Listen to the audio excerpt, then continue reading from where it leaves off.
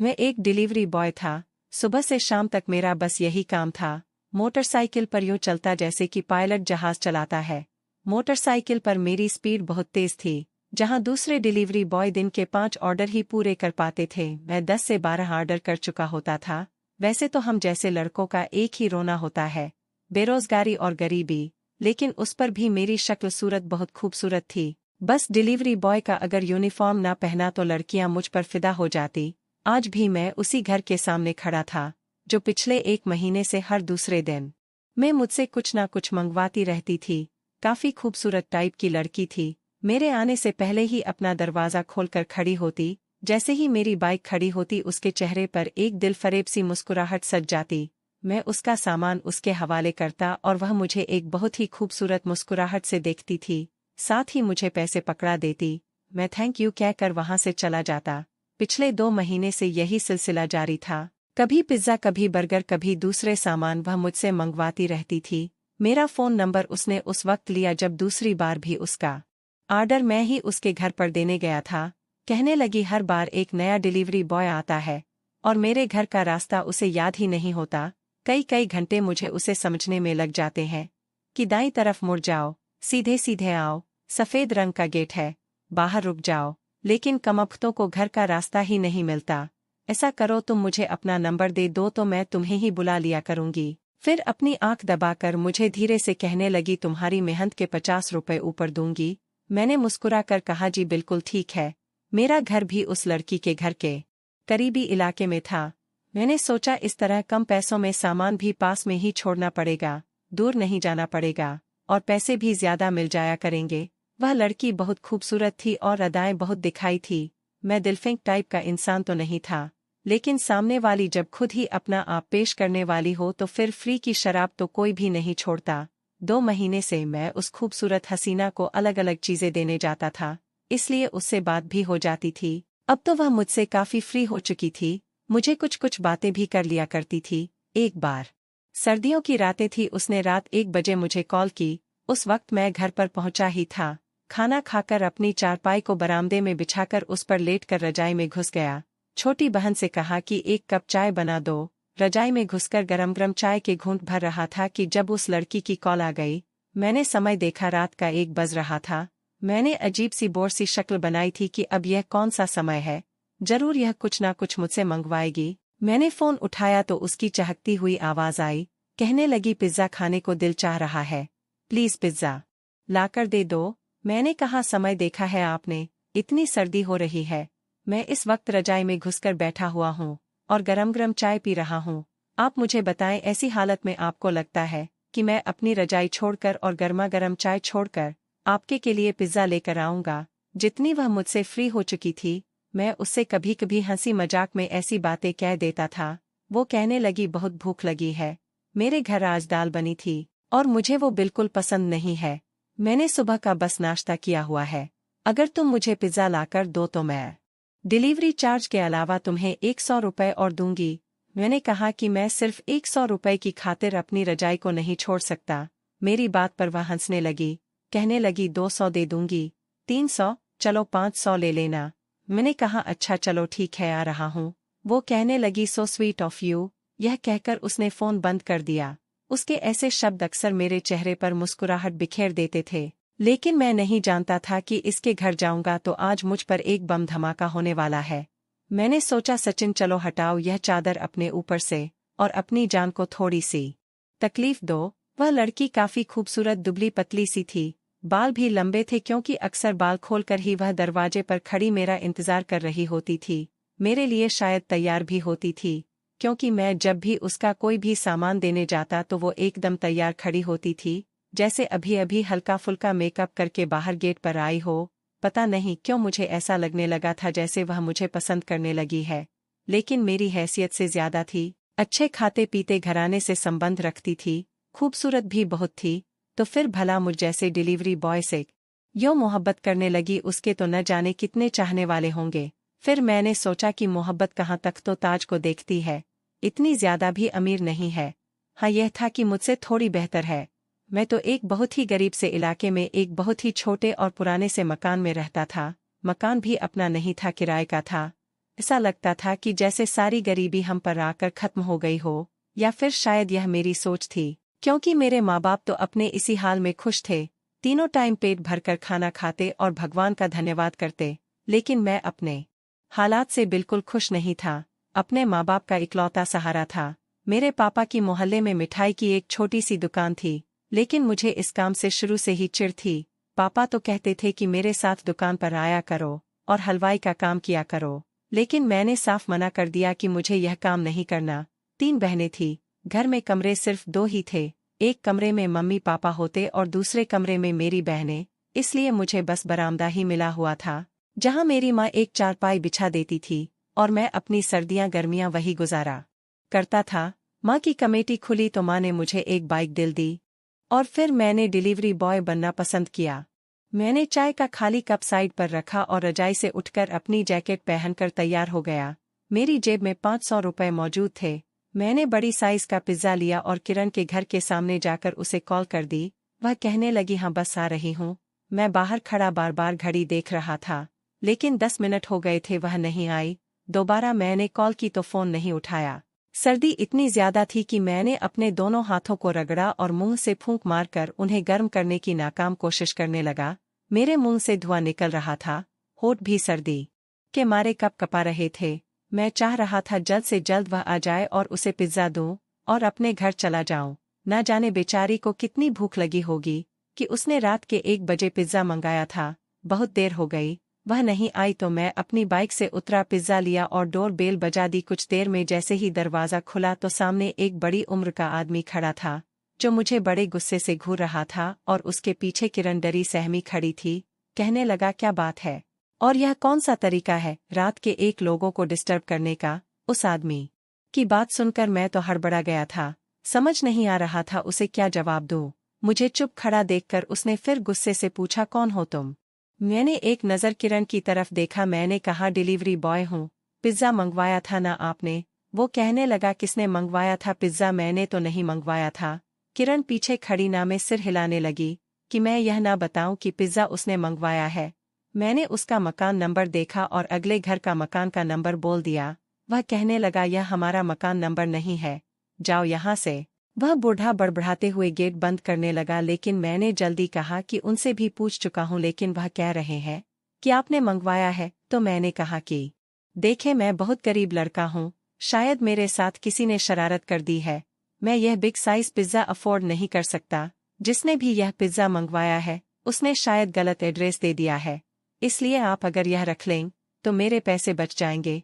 मैंने बड़ी मासूम से शक्ल बनाई थी। मैं चाहता था कि किरण पिज्ज़ा खा ले, क्योंकि उसने सिर्फ सुबह का नाश्ता ही किया था। वो आदमी कुछ देर तो मुझे देखता रहा, फिर कहने लगा, कितने का है? मैंने कहा, 500 रुपये का। उसने जेब से 500 रुपये मुझे दिए और पिज्ज़ा लेकर अंदर चला गया। मैंने सुकून का सांस भरा था। इससे पहले कि मैं बाइक की तरफ पलटता, मुझे उस घर से शोर की आवाज़ आई थी।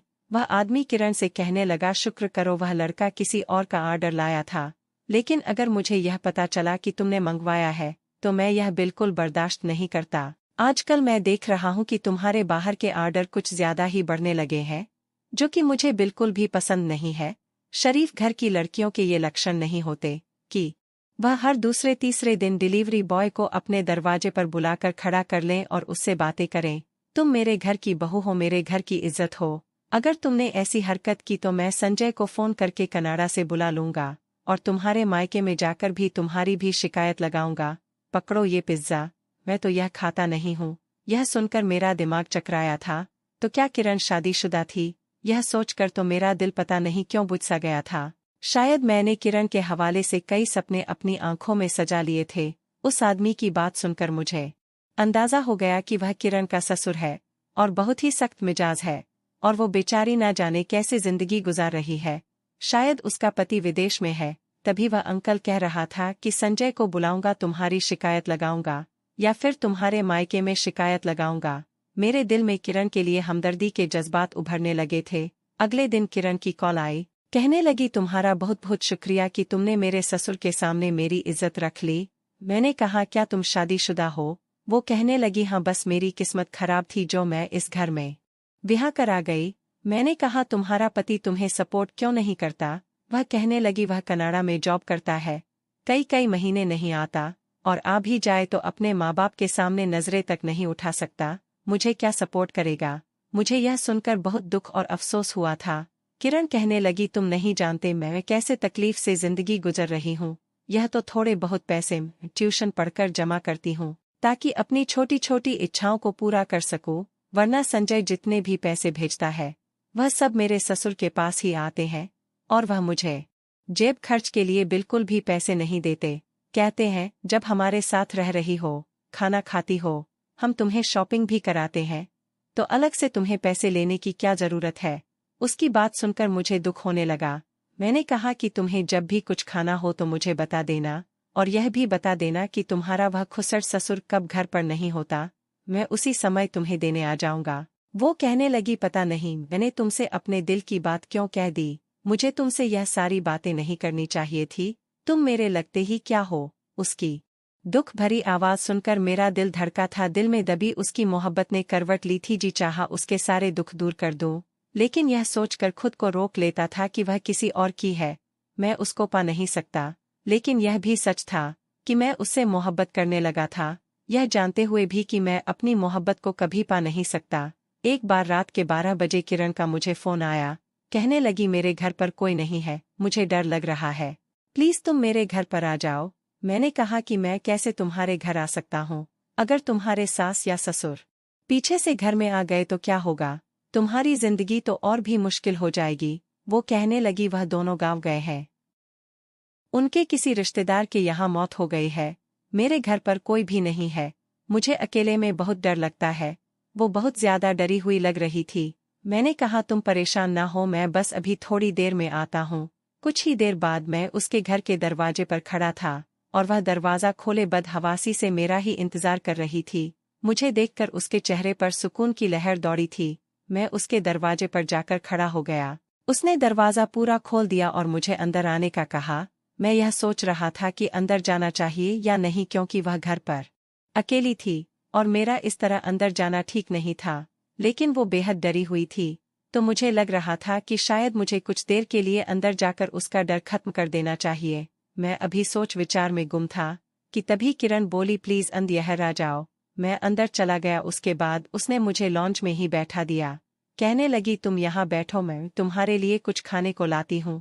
मैंने कहा कि नहीं, मैं इतनी देर नहीं रुक सकता, मैं तो बस तुम्हें यही कहने आया था कि तुम अपने घर के खिड़की दरवाजों को अच्छी तरह से लॉक कर लो। रात को कोई भी आए तो दरवाजा मत खोलना, क्योंकि तुम घर पर अकेली हो और तुम्हें अंधेरे में डर लगता है, तो लाइट जलाकर सो जाओ। मैं यही सोचकर तुमसे मिलने चला आया कि मेरे आने से तुम्हारा डर थोड़ा कम हो जाएगा। अब तुम खुद को रिलैक्स करो और सोने की कोशिश करना। मेरी बात सुनकर वो कहने लगी कि मैं आज तक कभी भी अकेली नहीं रही हूँ, ऐसा करो कि तुम लॉन्च में ही सो जाओ, कम से कम मुझे यह तसल्ली तो होगी कि घर में कोई है। मैंने कहा किरण यह सब ठीक नहीं है, अगर भगवान न करे तुम्हारे सास ससुर सुबह घर आ गए और अगर उन्होंने मुझे देख लिया तो तुम्हारी बदनामी हो जाएगी। और चलो मान भी लो सास ससुर ना भी आए तो क्या पता घर पर कोई और ही आ जाए और इस तरह मुझे घर पर देखकर लोग बातें बनाएंगे। मैं नहीं चाहता मेरी वजह से तुम्हारी बदनामी हो। वो कहने लगी मुझे रात को बहुत डर लगता है। एक बार मेरे ससुर मेरी सास को दवा दिलाने के लिए डॉक्टर के पास लेकर गए थे, वह सिर्फ कुछ ही देर के लिए लेकर गए थे और मैं इतनी देर में ही इतना ज्यादा डर गई थी कि चीख चीख कर मैंने पूरे मोहल्ले को इकट्ठा कर लिया था। और इस वक्त भी मुझे बहुत ज्यादा डर लग रहा है, मैं अकेली नहीं रह सकती। अभी हम बात कर ही रहे थे कि बाहर बारिश की आवाज आने लगी। यह देखकर तो मेरा तो दिमाग घूम गया था। मैं जैसे ही तेज कदमों से बाहर की तरफ बढ़ा, इतनी देर में बारिश बहुत तेज हो चुकी थी। किरण कहने लगी ओहो इतनी तेज बारिश शुरू हो गई। मैंने कहा मुझे कोई फर्क नहीं पड़ता, मैं इसी बारिश में घर चला जाऊंगा। मैं यह कह ही रहा था कि जोरदार बादल गरजने लगे थे। किरण डर के मारे मेरे सीने के साथ लग गई। उसकी इस अचानक हरकत ने मुझे अपनी जगह जमा कर रख दिया था। एक करंट की लहर थी जो मेरे पूरे शरीर में दौड़ गई थी। एकदम मैं किरण से पीछे हटा था। कुछ गलत हो जाने का डर मुझ पर हावी होने लगा था। मैंने कहा किरण तुम दरवाजा बंद कर लो, मैं घर जा रहा हूँ। उसने मेरा हाथ कसकर पकड़ लिया और रोने लगी। कहने लगी मत जाओ, रात का समय, ऊपर से इतनी तेज बारिश, मुझे डर लग रहा है, मैं मर जाऊंगी। उसने मेरा हाथ थाम लिया। इस वक्त हम बाहर आंगन में खड़े थे और हम दोनों ही भीग चुके थे। बारिश कम होने की बजाय और भी ज्यादा तेज हो गई थी। फरवरी का महीना था और बारिश का पानी बहुत ठंडा। ठंड की वजह से अब वो कांपने लगी थी। ठंड तो मुझे भी लग रही थी, लेकिन मेरे दिमाग में बस यही घूम रहा था कि किसी तरह मैं अपने घर चला जाऊं। लेकिन बारिश कम होने की बजाय और भी तेज हो गई थी। उसने कॉटन का वाइट कलर का कुर्ता पहन रखा था, जो बारिश की वजह से भीगकर उसके तन से चिपक गया था और उसकी खूबसूरती को उभारने लगा था। मेरी नज़रों में बेताबी बढ़ने लगी थी। मैंने फौरन से अपनी नज़रें झुका ली थी। मैं यहाँ से जाना चाहता था, वरना शायद कुछ देर और रुकता तो खुद पर काबू हो बैठता। आखिर को मैं भी एक मर्द था, और सामने जब इतनी खूबसूरत लड़की खड़ी हो, वह भी इतने करीब, तो कोई कैसे खुद पर कंट्रोल रख सकता है। मैंने जल्दी से किरण से अपना हाथ छुड़ाया, लेकिन ठीक उसी समय आसमान पर बिजली चमकी और बादलों की गरज ने तो किरण को कांपने पर मजबूर कर दिया। वह सचिन कहती हुई मेरे सीने से चिपक गई थी।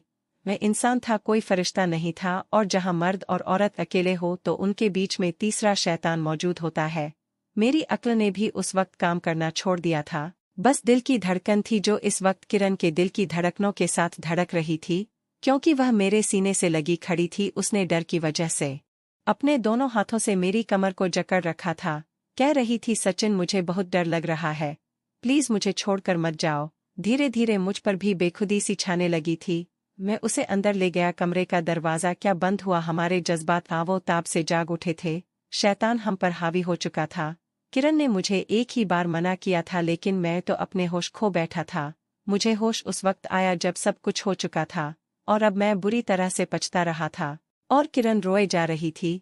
कहने लगी, सचिन यह तुमने मेरे साथ क्या कर दिया। मैंने तो तुम्हें अपनी सुरक्षा के लिए बुलाया था, और तुमने ही। यह कहकर वह फूट फूट कर रोने लगी। मैंने कहा, किरण देखो, जो कुछ हुआ वह एक हादसा था। रात को बारिश बहुत तेज थी, फिर तुम खुद भी तो मेरे साथ लग गई थी, और मैं बहक गया था। वह कहने लगी, मैं तो डरी हुई थी, तुम तो मर्द थे, तुम्हें होशो हवास से काम लेना चाहिए था। मैं तो डर के मारे बस तुमसे पनाह मांग रही थी, लेकिन तुमने तो मुझे बर्बाद करके रख दिया। मैंने कहा, देखो जो कुछ भी हो गया है उसमें मेरा भी कोई दोष नहीं है। तुम्हें रात के समय मुझे बुलाना ही नहीं चाहिए था। वो कहने लगी, ठीक है, मान लो मेरा ही कसूर है, मैं ही गलत हूँ। उसने अपनी मासूम शक्ल बनाकर कहा। मैं वापस वहां से चला आया था। मुझे अपने किए पर शर्मिंदगी सी महसूस होने लगी थी। मैं घर आया तो मेरी माँ मुझे कहने लगी, तुम रात भर कहाँ थे। मैं नजरें चुराए हुए था। मैंने कहा, मम्मी रात को बहुत तूफानी बारिश शुरू हो गई थी, इसलिए मैं दोस्त के घर पर ही रुक गया था। मेरी माँ कहने लगी, बारिश को रुके हुए भी 3 घंटे हो चुके हैं, और रात तो बारिश की खबर पहले ही बता दी गई थी। तुम्हें वक्त पर घर आ जाना चाहिए था। मैं रात भर तुम्हारे लिए परेशान होती रही हूँ। फोन तो कर सकते थे कि दोस्त के घर हो। 100 फोन किए हैं तुम्हारी बहनों ने तुम्हें, लेकिन तुमने फोन उठाने की भी जरूरत नहीं समझी। मैं कमरे में चला गया, बहनों से कहा, मेरी तबीयत ठीक नहीं है, मैं सोना चाहता हूँ, इसलिए वह कमरे से बाहर चली जाए। वह कमरे से बाहर निकल गई। मुझे अपने किए गए पाप का अब तेजी से एहसास हो रहा था। मुझे वहां जाना ही नहीं चाहिए था। पता नहीं क्यों दिल में एक बेचैनी सी भरी हुई थी। अंदर ही अंदर कोई मुझे कचोट रहा था कि जैसे कुछ गलत हो गया हो। बहुत गलत हुआ है। मुझे किरण की भी चिंता सताए जा रही थी। उसके बाद तो ना किरण का कोई फोन आया, ना ही मैंने उससे बात की थी। और फिर कुछ दिन बाद किरण की कॉल आई। मैंने डरते डरते कॉल उठाई। वह कहने लगी, सचिन मुझे तुमसे मोहब्बत हो गई है। मैं अब तुम्हारे बगैर नहीं रह सकती। जब से तुम गए हो बस मुझे तुम्हारे ही ख्याल परेशान करते हैं। पता नहीं क्यों तुम्हारी याद दिल से निकाल नहीं पाती हूँ, और आज जब बहुत बेबस हो गई तो तुम्हें फोन किया है।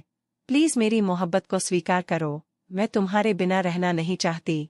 मैंने कहा, देखो यह सब ठीक नहीं है, पाप है। तुम शादीशुदा हो और मेरे साथ रिश्ता बनाना यह बहुत बड़ा पाप है। तुम्हारे पति के साथ यह धोखा होगा।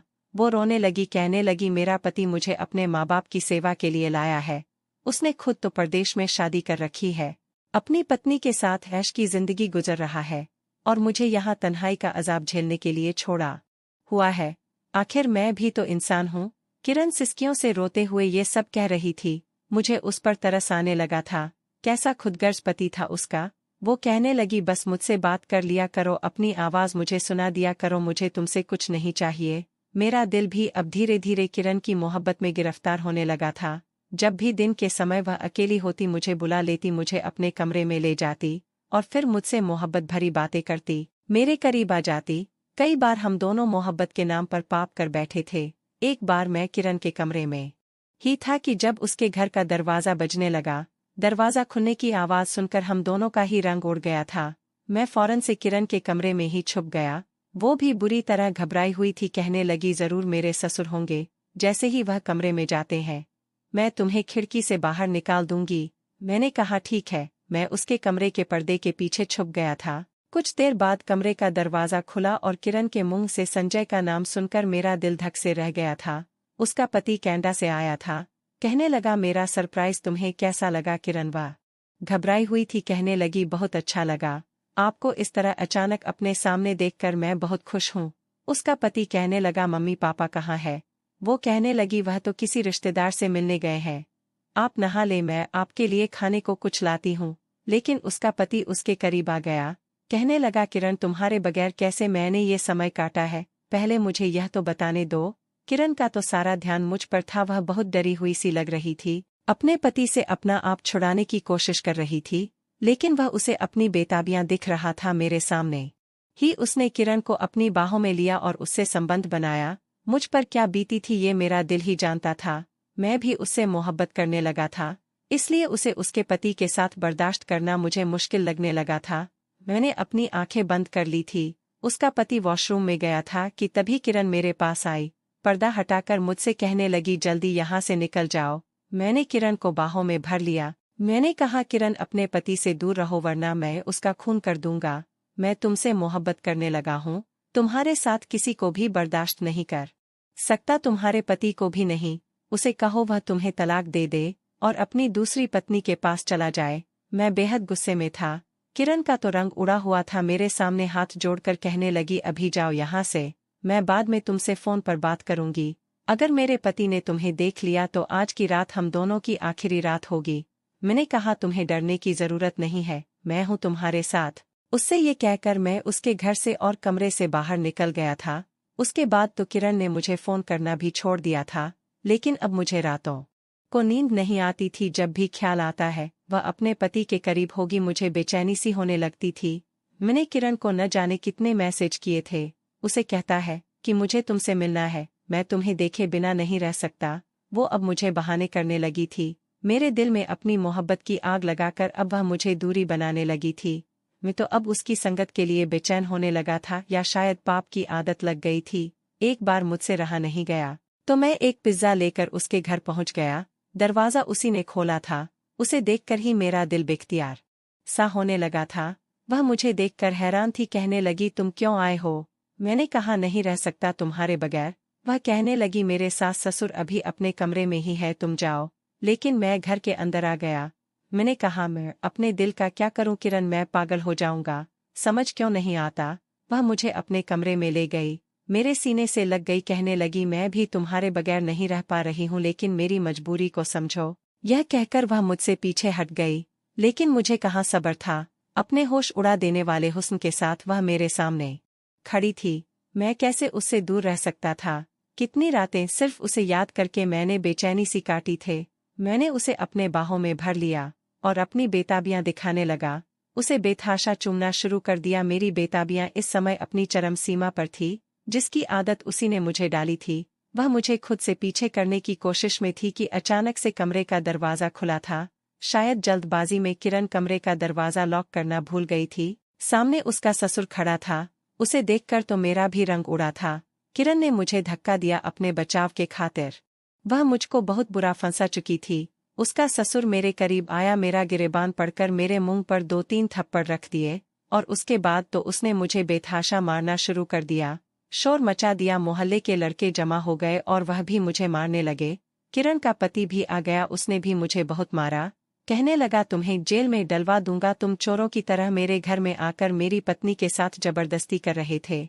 मैंने कहा, मैं किरण से मोहब्बत करता हूँ और वह भी मुझसे मोहब्बत करती है, तुम उसे छोड़ दो। मेरा यह कहना था कि किरण का रंग उड़ा था। वह अपने पति के सामने साफ मुकर गई। कहने लगी, यह झूठ बोल रहा है, मैं इसे नहीं जानती। मैंने कहा, किरण तुम्हें डरने की जरूरत नहीं है, हमने प्यार किया है, कह दो कि तुम भी मुझसे मोहब्बत करती हो। वो कहने लगी, संजय यह झूठ बोलकर मुझे बदनाम कर रहा है ताकि यह सजा से बच जाए, इसे जेल भिजवा दो। मेरी बात पर किसी ने भी विश्वास नहीं किया था।